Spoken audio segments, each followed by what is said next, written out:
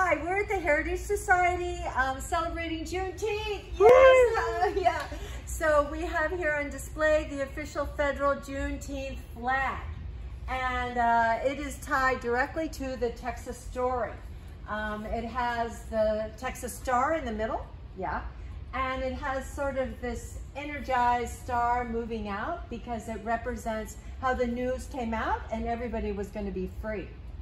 The flag on the blue side represents the horizon. Looking forward, you'll see how it's curved a little bit. And on the left with the red represents the blood of the enslaved and also those who shed blood to free them. That was the original flag, and later the date has been added. So I hope it's inspiring, and when you look at it, you know it's tied directly to this story in Texas. Now you'll see a couple women here. These women were both born during Reconstruction. This is Pinky Yates, and over the other photo is Mariah Yates Sharkey, and they are sisters. They're daughters of Reverend Jack Yates.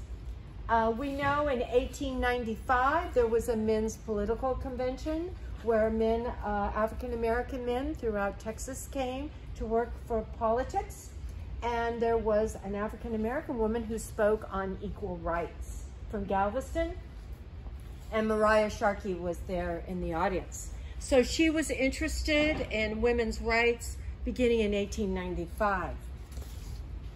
Pinky Yates attended Prairie View University, and she became a teacher here in Houston. No, she did not. She graduated later, but first she went to Spelman. And then later, when she needed to get a four-year degree, she went to Prairie View. And she was also active in the suffrage movement here in Houston. So what is the thing that always happens when people want to party? They want to eat, right? So barbecue was one of the traditional dishes, starting, we know, in 1866. And each year they would have a big barbecue for the freedmen that continued through the 20s, and they would always recognize the surviving freedmen. But they would have red juice, they would eat watermelon, ice cream. That was a big deal to get ice cream. And they would have tea cakes, special cakes, because cake and the flour and baking was not common. It was a lot of work to make a cake 100 years ago, to do all the stirring, and to get white flour was more expensive.